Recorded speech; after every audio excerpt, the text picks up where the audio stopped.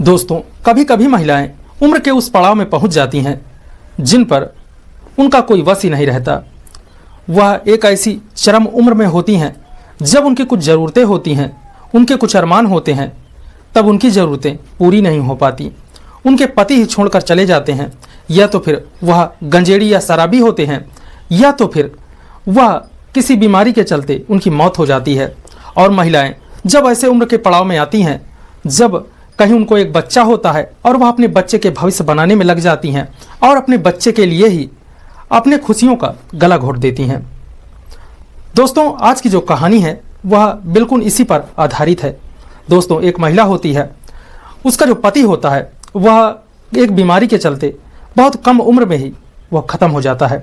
दोस्तों, यह महिला की एक बेटी होती है और उस बेटी के चलते दोस्तों यह महिला ना ही शादी करती है, ना ही दूसरों के साथ अवैध संबंध बनाती है, और सिर्फ अपनी बेटी के भविष्य के लिए ही यह सब कुछ अपनी खुशियों को त्याग देती है।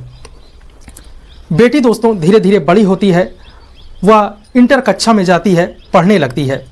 दोस्तों, पढ़ते पढ़ते उस बेटी का दिल लग जाता है राजू नाम के लड़के से। दोस्तों, वह जो राजू नाम का लड़का होता है वह भी देखने में काफ़ी अच्छा लगता है, और जो यह रिया होती है यह भी देखने में बेहद ही खूबसूरत होती है। कॉलेज के जितने भी लड़के होते हैं रिया पर काफ़ी मरते मिटते हैं, रेगुलर ही रिया को प्रपोजल देते हैं, लेकिन रिया किसी को भाव नहीं देती। वह राजू के ऊपर फिदा होती है और कहती है, राजू मैं ही तुमसे शादी करूंगी और तुम भी क्या मुझसे शादी करना चाहते हो। दोस्तों, राजू भी मान जाता है। यह लोग इंटर की कक्षा में ही इनका जो प्यार होता है वह काफ़ी उफान में चलने लगता है, और दोस्तों यह जीने मरने की कस्में खा लेते हैं। दोस्तों, इधर जो रिया की मम्मी होती है वह अकेली होती है। रिया के जो पिता होते हैं वह काफ़ी साल पहले ही, जब रिया छोटी होती है तभी ही एक बीमारी के चलते उनकी मृत्यु हो जाती है। रिया की जो माँ होती है उसकी उम्र 35 साल की होती है। रिया दोस्तों 21 साल की लड़की होती है, और जो इधर राजू होता है यह पड़ोस के ही एक गांव में रहा करता है। इसके माता पिता होते हैं और एक बड़ा भाई होता है। दोस्तों, फिर इन लोगों का जो सिलसिला होता है वह प्यार का चलने लगता है। और दोस्तों, फिर एक दिन जो रिया होती है वह अपने माँ से बताती है कि माँ, मैं एक लड़के से प्यार करती हूँ और मैं इसी से शादी करना चाहती हूँ। दोस्तों, उसकी जो माँ होती है वह कहती है, बेटा पिताजी तो तुम्हारे हैं नहीं हैं, मैं ही सब कुछ हूँ। अब तुम मुझसे कुछ मत छुपाना, जो तुम्हें अच्छा बुरा समझ में आए एक बार मुझसे बताना। मैं तुम्हारी हर बात को, मैं तुम्हारे प्यार के खिलाफ नहीं हूँ। अगर लड़का अच्छा होगा तो तुम्हारी शादी मैं करवा दूंगी। दोस्तों, रिया जब अपने माँ की ऐसी बातों को सुनती है तो वह भी बहुत खुश होती है और अपनी माँ को गले से लगा लेती है। दोस्तों, फिर एक दिन वह राजू को कहती है कि मेरी माँ तुम्हें देखना चाहती हैं, तुम आ जाओ और फिर माँ से मिलो, देखते हैं माँ क्या कहती हैं। दोस्तों, फिर जो राजू होता है वह रिया के बातों पर ही वह एक दिन तैयारी बनाता है और दिन में रिया की माँ से मिलने के लिए चला जाता है। दोस्तों, रिया की माँ का शांति देवी नाम होता है। दोस्तों, वह रिया को फ़ोन करता है कि मैं तुम्हारे घर के बाहर आ गया हूँ, आ जाओ। दोस्तों, रिया आती है, राजू को बुलाकर घर के अंदर ले जाती है। और दोस्तों, जब यह लोग घर के अंदर जाते हैं और जब रिया की माँ राजू को देखती है, तब दोस्तों वह देखने के बाद राजू से काफ़ी इम्प्रेस होती है, क्योंकि जो रिया की माँ थी वह भी देखने में बेहद ही खूबसूरत 35 साल की नौजवान महिला थी। दोस्तों, राजू भी 22 साल का हट्टा कट्टा नौजवान बॉडी बिल्डर लड़का था। दोस्तों, जो रिया की माँ होती है वह राजू को देखकर काफ़ी इम्प्रेस होती है, नाश्ता कराती है और कहती है, बेटी यह जो लड़का है मुझे बेहद ही पसंद है और तुम्हारी पसंद पर मुझे नाज है। दोस्तों, इसी तरह से फिर इन लोगों की जब मुलाकात हो जाती है और फिर जो शांति देवी होती हैं वह राजू के माता पिता से बात करके राजू और अपनी बेटी रिया का शादी करवा देती है और कहती है कि मेरी एक शर्त है, तुमको मेरे घर में ही रहना होगा, क्योंकि हमारे यहाँ कोई और नहीं है, मेरी एक बेटी है। अगर यह चली जाएगी तो फिर मैं अकेले हो जाऊंगी, फिर जो मेरा मन है वह कैसे लगेगा। दोस्तों, यही सोच के साथ राजू भी हाँ भर लेता है। राजू भी सोचने लगता है कि हाँ, इनके पास तो कोई है नहीं, मैं ही हूँ, इनका जो खेत है, घर है, इनकी जो दौलत है वह सब तो मेरी ही है, मुझको ही देख रेख करना है। दोस्तों, इस राजू के माता पिता भी पैसों की लालच में, जमीन जायदाद की लालच में आकर अपने बेटे को दोस्तों वह उनको सौंप देता है और उसका बेटा शादी के बाद वहीं रहने लगता है। दोस्तों, इधर जब रिया के साथ जो राजू होता है, जब वह दिन में या रात में संबंध बनाता, तब दोस्तों जो रिया की माँ होती वह छुप कर राजू को देखा करती। या तो राजू नहाता या कहीं भी कपड़े बदलता, वह छुप छुप कर राजू को देखा करती। और एक दिन दोस्तों राजू अपने पत्नी के साथ, रिया के साथ संबंध बना रहा होता है, तभी दोस्तों जो रिया की माँ होती है वह दरवाजे से छुपकर देख रही होती है। दोस्तों फिर कुछ ही क्षणों बाद जो राजू होता है जब यह नज़ारा देख लेता है कि मेरी सासू माँ इसी तरह से मुझको देखा करती हैं, ये आखिर चाहती क्या है। दोस्तों फिर यह अपनी सास को दरवाजे के अंदर ही खींच लेता है और उसके साथ ऐसी घटना को अंजाम देता है जिसे दोस्तों जानकर आप भी हैरान और परेशान होंगे। तो दोस्तों आइए जानते हैं इस पूरे घटनाक्रम को। दोस्तों यह सच्ची घटना है झारखंड की, जहां दोस्तों एक माँ बेटी का छोटा सा परिवार रहा करता था। दोस्तों उस महिला की मुखिया का नाम शांति देवी था, जिसकी उम्र 35 साल थी। शांति देवी की पति की बात करें तो इसका पति दोस्तों एक शराब का आदी था और यह इसी के चलते इसकी एक बीमारी के कारण मौत हो जाती है। दोस्तों बहुत कम ही उम्र में रिया जब 3 साल की होती है तभी इसके पापा खत्म हो जाते हैं। तभी जो रिया की माँ होती है इसको इसके घर वाले काफ़ी समझाते हैं, मना करते हैं कि बेटी चली आओ गाँव, अपने गाँव में रहो, हम तुम्हारी दूसरी शादी कर देंगे, तुम दूसरे जगह चली जाना, नहीं बेटी का जीवन बर्बाद होगा। लेकिन दोस्तों जो रिया की माँ शांति होती है यह कहती है कि अब मेरी एक बेटी हो गई है, मैं दूसरे के साथ ना ही शादी बनाऊंगी ना ही मैं दूसरे से संबंध बनाऊंगी। अब मेरे जो जीने का एक राह है, जीने की जो चाह मिली है वही मेरी एक प्यारी सी बेटी है। अब मैं इसी का भविष्य बनाऊंगी, इसे अच्छी शिक्षा दूंगी, पढ़ाऊंगी, लिखाऊंगी और एक अच्छे मुकाम में हासिल करूंगी जिससे यह मेरा नाम रोशन करे। अब मैं इसी के भविष्य बनाने में सोचूंगी, शादी ब्याह मैं नहीं करूंगी। दोस्तों यही सोच के साथ जो शांति देवी होती हैं वह यही प्राइवेट एक स्कूल में पढ़ाने लगती हैं और दोस्तों वहीं फिर अपनी बेटी का पालन पोषण करने लगती हैं। दोस्तों धीरे धीरे समय गुजरता है। इसकी जो बेटी होती है वह कक्षा 12वीं की जब कक्षा में पहुंचती है दोस्तों उसकी उम्र 21 साल की हो जाती है। दोस्तों रिया जो होती है वह देखने में बेहद ही खूबसूरत होती है। गाँव के, मोहल्ले के, यहाँ तक कि उसके कॉलेज के लड़के भी दोस्तों उस पर बेहद इम्प्रेस होते हैं, उसको बेहद ही प्रपोजल मिलते हैं।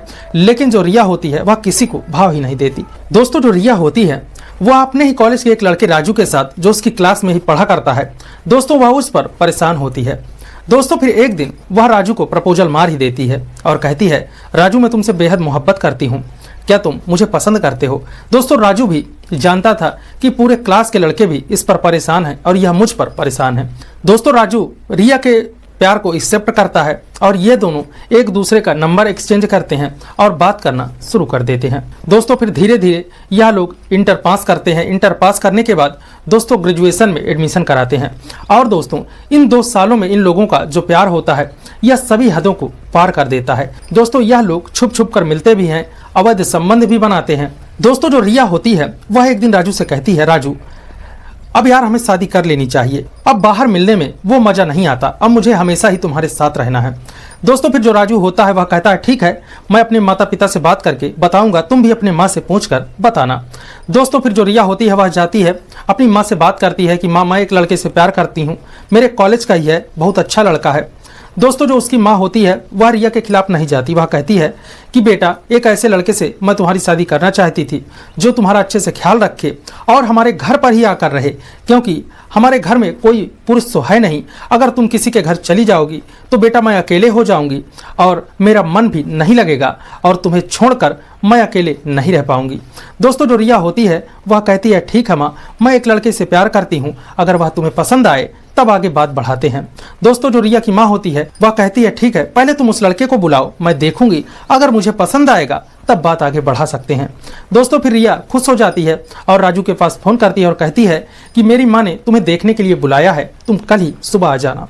दोस्तों राजू भी खुश होता है, वह तैयारी बनाता है, अच्छे कपड़े पहनता है और रिया के घर पर दोस्तों वह पहुंच जाता है। वहां पहुंचने के बाद दोस्तों जैसे ही रिया दरवाजा खोलती है वह राजू को देखकर बेहद ही खुश होती है और वह अपने घर के अंदर उसे ले जाती है।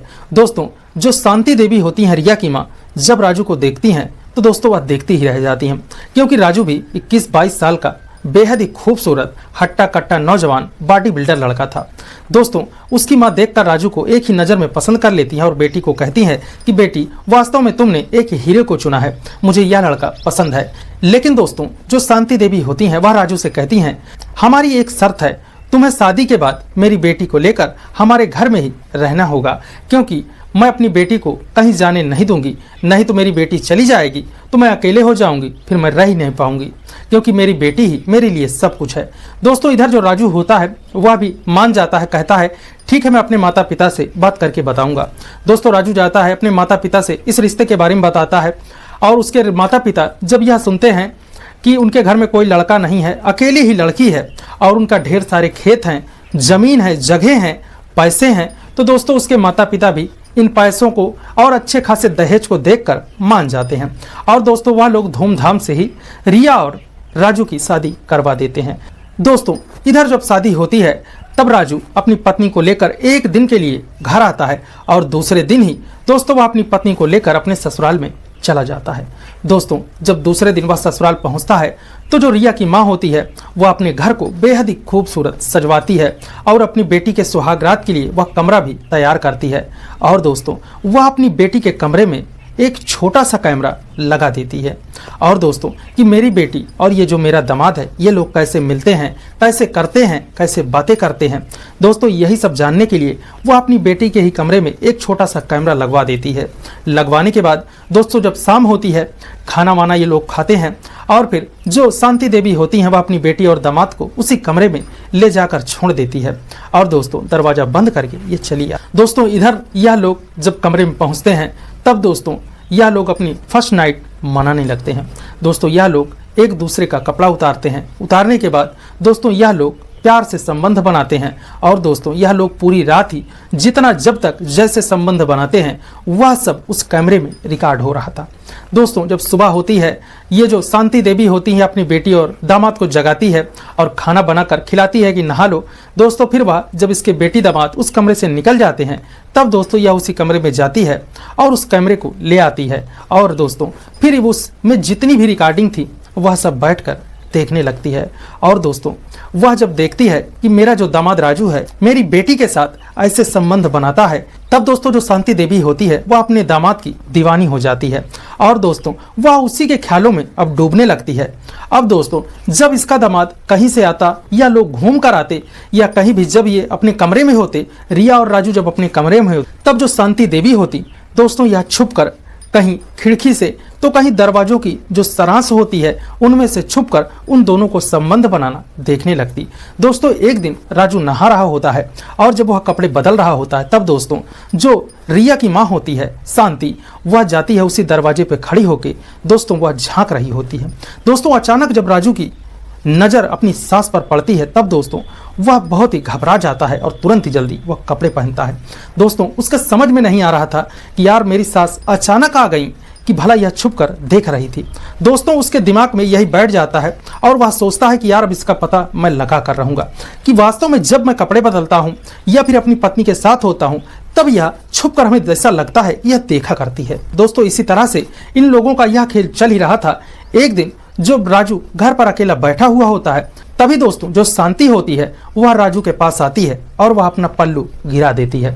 दोस्तों इतने में ही राजू को भी अब समझते देर नहीं लगती कि जो मेरी सास है इनको क्या चाहिए, ये मुझसे क्या चाहती हैं और ये मेरे साथ ऐसा क्यों कर रही हैं। दोस्तों वह भी इतना बेवकूफ लड़का तो था नहीं क्योंकि एक शादीशुदा और 22-23 साल का लड़का हो चुका था तो इतना तो समझदारी उसके अंदर आ चुकी थी कि ये मेरी 35 साल की सास मुझसे क्या चाहती हैं। दोस्तों जो राजू होता है उसको अब पूरा यकीन हो गया था कि जब मैं अकेले होता हूं तो कहीं मेरी सास पल्लू गिराती है या कहीं अपने कपड़े सही करने लगती है या अपनी धोती ही खोलने लगती है या ऐसा क्यों करती है। दोस्तों अब राजू को समझते देर नहीं लगती तो दोस्तों राजू सोचता है कि क्यों ना जिस दिन मेरी पत्नी नहीं रहेगी उसी दिन ये सब उससे पूछा जाएगा। दोस्तों फिर एक दिन रात के समय जो राजू होता है वह अपनी पत्नी से संबंध बना रहा होता है तभी उसकी नजर खिड़की पर पड़ती है और वह देखता है कि मेरी जो सास है वह छुप कर देख रही है और आहें भर रही है। दोस्तों फिर वह अपनी पत्नी के साथ संबंध बनाने के बाद दोस्तों वह सुलाता है और सुलाने के बाद दोस्तों वह चुपके से बाहर निकलता है और दोस्तों वह अपने सास को जाकर पकड़ लेता है और जब उसका हाथ पकड़ता है और पूछने लगता है कि सासू माँ आप इतनी रात में यहाँ पर क्या कर रही हैं। दोस्तों उसकी सास अब इतना घबरा जाती है वह कुछ बोल ही नहीं पाती और दोस्तों जब राजू की नज़र उसके कपड़े और उसके शरीर पर जाती है तो वह देखकर एकदम से दंग रह जाता है। दोस्तों उसकी जो सास होती है जब उसके बेटे और बहू संबंध बना रहे होते हैं तब दोस्तों वह अपने पूरे कपड़े ही निकाल देती है और आपत्तिजनक हालत में दोस्तों वह खड़ी हुई होती है। दोस्तों राजू तुरंत ही उसके कपड़े लेकर उसके ऊपर फेंकता है और कहता है कि सासू माँ ये आप क्या कर रही हैं। दोस्तों उसकी जो सास होती है वह कुछ नहीं बोलती और वह राजू से कहती है कि बेटा मुझसे गलती हो गई, मुझे माफ़ कर देना, ये बात तुम मेरी बेटी से मत बताना। दोस्तों इतने में ही वह राजू का हाथ पकड़ के गिड़गिड़ाने लगती है, उसके पैर पड़ने लगती है और कहती है बेटा मुझे माफ़ कर दो और मेरी बेटी के साथ ऐसा करते हो उस दिन से मुझको ना ही रातों में नींद पड़ती है ना ही दिन में चैन आती है, क्योंकि मेरे पति की जो मृत्यु है वह बेटा कई सालों पहले हो चुकी है। जब रिया 3 से 4 साल की थी तभी उनकी मृत्यु हो गई थी और मैंने रिया के भविष्य बनाने के लिए ही शादी नहीं की, लेकिन अब मुझे अपनी बेटी को देखकर ऐसा लगता है कि मेरी भी कुछ ज़रूरतें हैं, मेरे भी कुछ अरमान हैं, अब वह पूरे नहीं हो पा रहे हैं तो मुझे बहुत ही बेचैनी हो रही है। दोस्तों जब राजू अपनी सास की ऐसी बातों को सुनता है दोस्तों वह भी सोचने पर मजबूर होता है कि अब मेरी जो सास है वह उम्र के एक ऐसे पड़ाव पर हैं कि ना इधर जा सकती हैं ना इधर जा सकती हैं, अब ये करें तो क्या करें, अब इनकी भी कुछ ज़रूरतें हैं। दोस्तों उसकी जो सास होती है वह राजू से संबंध बनाने की जिद करती है और मांग करती है, कहती है कि अगर तुम चाहो तो मेरे साथ जो भी तुम्हें करना है कर सकते हो, लेकिन इस बात का मेरी बेटी को पता नहीं चलना चाहिए। दोस्तों अब राजू भी दो फंस में फंस गया, अब वह भी सोचता है कि मैं करूं या ना करूं। दोस्तों फिर वह अपनी सास को पकड़ता है और बाहों में भर लेता है। दोस्तों यहीं से इस घटना की शुरुआत होती है और यह लोग इनका अवैध संबंध दोस्तों यहीं से शुरू हो जाता है। दोस्तों फिर राजू अपनी पत्नी के जहां पर लेटी होती है उसका दरवाजा बंद करता है और अपनी सास को लेकर उसके कमरे में चला जाता है। दोस्तों फिर वह अपने सास के साथ बेहद ही अच्छे तरीके से शारीरिक संबंध बनाता है और दोस्तों अपने सास को चरम सुख की अनुभूति कराता है। दोस्तों उसकी सास राजू से कहती है कि बेटा आज के बाद मुझे जीवन में अपने पति से भी ऐसा सुख नहीं मिला जितना सुख आज तुमने मुझे दिया है। दोस्तों अब इसी तरह से इन लोगों का खेल भी शुरू हो गया था। अब दोस्तों जब समय मिलता तब राजू अपनी पत्नी के साथ संबंध बनाता और जब उसकी पत्नी सो जाती तब दोस्तों ये अपनी सास के साथ संबंध बनाता। अब दोस्तों ये दोनों माँ बेटी अब उस राजू का एक ऐसी नीड बन चुके थे, ऐसे जरूरत बन चुके थे। अब दोस्तों राजू को भी अपनी सास और जो पत्नी होती है इनकी ऐसी लत लग चुकी थी कि दोस्तों जब तक वह दोनों के साथ संबंध नहीं बनाता तब तक इसको भी अब चैन नहीं पड़ता। दोस्तों इधर जो शांति देवी होती है यह भी काफ़ी पैसे वाली होती है, इसकी काफ़ी प्रॉपर्टी होती है और यह राजू को दोस्तों जब राजू इसके साथ अवैध संबंध में आ जाता है तब यह राजू को ढेर सारे पैसे दिया करती और कहीं काम करने भी नहीं जाने देती, कहती कि तुम घर पर ही रहो, कहीं काम करने जाने की तुम्हें ज़रूरत नहीं है, मैं आराम से तुम्हारा खर्च भी उठा सकती हूँ। दोस्तों जो रिया होती है जब अपनी माँ को ऐसे देखती है कि मेरे पति राजू को मेरी माँ कुछ ज़्यादा ही चाहने लगी हैं, जब देखो कहीं इन्हें 10,000 कहीं 5,000 रुपए देती ही रहती हैं, तो दोस्तों वह भी सोचती है कि शायद मेरे जो पति हैं मेरी माँ भी उन्हें पसंद करती हैं, चाहती हैं कि मेरा जो दामाद है वह अच्छा है, इसीलिए ऐसा करती होंगी।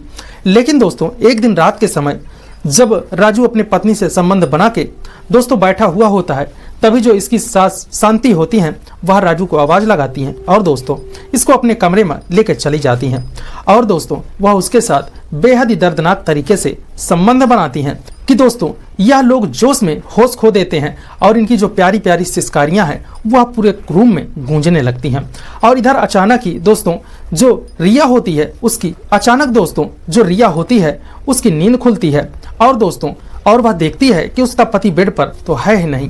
दोस्तों फिर वह बाहर उठती है और बाथरूम जाती है, वहां से आती है और देखती है कि पति कहीं दिखाई नहीं दे रहे हैं। दोस्तों वह छत पर जाती है, ढूंढती है और फिर अपनी माँ के कमरे की तरफ दोस्तों वह धीरे धीरे बढ़ती है और दोस्तों उसके माँ के कमरों से उसकी माँ की जो ऐसी आवाज़ें आती हैं जिसे सुनकर दोस्तों उसकी रूह कांपने लगती है और वह इतना डर जाती है, घबराने लगती है कि यह तो मेरे पति की आवाज़ है। दोस्तों वह तुरंत ही दरवाज़ा खटखटाती है और अपने पति और अपने माँ को आवाज़ लगाने लगती है। दोस्तों इधर जब रिया की माँ और जो राजू होता है अपनी पत्नी की आवाज़ को सुनता है दोस्तों यह लोग कांप जाते हैं और डर के मारे जल्दी कपड़े पहनते हैं और दरवाज़ा खोल देते हैं। दोस्तों जो रिया होती है वह पूछती है कि माँ आप लोग क्या कर रहे थे, आपके रूम से ये कैसी आवाजें आ रही थी। वह बताती है कि बेटा मेरे हाथ पैरों में और कमर में दर्द था, इसीलिए दामाद जी थोड़ी मालिश कर रहे थे। दोस्तों अब जो रिया होती है उसको समझने में देर नहीं लगती और वह कहती है माँ इतनी भी भोली मत बनो, तुम मेरे पति के साथ क्या कर रही थी। दोस्तों वह अपने पति से भी कड़ा शासन लगाती है और पूछती है। दोस्तों उसकी जो माँ होती है वह वहीं पर फूट फूट कर रोने लगती है कि बेटी मुझसे गलती हो गई, माफ कर दो, मैंने तुम्हारे भविष्य के लिए अपने पूरे जीवन को, अपनी पूरी जवानी को बर्बाद कर दिया। अभी तक मैंने इसके बारे में ना ही सोचा, सिर्फ तुम्हारे भविष्य बनाने में ही लगी थी। लेकिन बेटी जब से तुम्हारी शादी हुई, जब से तुम और राजू एक दूसरे से मिलते थे, प्यार करते थे, मैं छुप कर देखती, मुझे भी वैसे करने का मन होता और मैं इसी में आकर बहक गई और तुम्हारे पति के साथ ही मैंने संबंध बना लिया। दोस्तों जब रिया अपने पति की बारे में ऐसी बातों को सुनती है तो वह काफ़ी फूट कर रोती है, घबरा जाती है। अपने पति से वह खरी खोटी सुनाती है कि मैंने तुमसे प्यार किया, हमने क्या क्या नहीं किया, लेकिन तुमने मेरे साथ ही घात की और मेरे माँ के साथ ही तुमने ऐसा कर दिया। दोस्तों अब जो रिया होती है वह कहती है मैं जिंदा नहीं रहूंगी, अब तुम लोग ही खुशी से रह लो। लेकिन दोस्तों जो उसकी माँ होती है वह भी फूट कर रोती है, समझाती है। लेकिन फिर जो रिया होती है दोस्तों वह भी समझती है कि मेरी माँ एक उम्र के ऐसे पड़ाव में है कि अब इनकी भी कुछ शारीरिक ज़रूरतें हैं। इन्होंने बचपन से मेरे भविष्य के लिए, मेरे करियर के लिए अपनी पूरी जवानी, अपने पूरे जीवन को लुटा दिया और कुछ नहीं किया, अपने पूरे करियर को बर्बाद कर दिया। अब इसके बारे में वह अपनी माँ को भी कुछ नहीं कहती और अपने पति को भी वह कुछ नहीं कहती कि चलो जो हो गया सो हो गया। दोस्तों वह जानकर भी अनजान बन जाती है और वह खुशी खुशी अपने पति के साथ, अपने माँ के साथ ही दोस्तों वह रहती है और कहती है माँ चलो ठीक है जो हो गया, लेकिन तुम्हारी भी ज़रूरतें हैं, अगर तुम शादी करना चाहो तो कर सकती हो, हम लोग नहीं रोकेंगे, तुम यहीं शादी करके रहो, हम लोग यहाँ से पति पत्नी अपने गांव चले जाएंगे।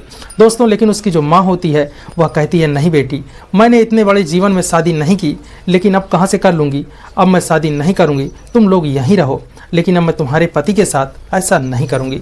दोस्तों रिया भी समझदार थी, राजू भी समझदार था, अब उसकी माँ भी जो है वह तो समझदार थी ही, लेकिन वह बताती है कि इस जोश में, इस उम्र के पड़ाव में मुझसे एक ऐसी गलती हो गई जिसे मैं अब क्या करूं, अगर कहो तो मैं अपनी जान दे दूं, घर छोड़कर चली जाऊं, लेकिन तुम लोग मेरे साथ ऐसा मत करना कि मुझे छोड़कर जाना या फिर मुझे अकेले छोड़ देना, ऐसा मत करना, नहीं तो मैं मर जाऊंगी। दोस्तों फिर रिया जो होती है वह पढ़ी लिखी समझदार होती है, समझ जाती है कि इस उम्र में ऐसे पड़ाव में गलतियाँ हो जाती हैं।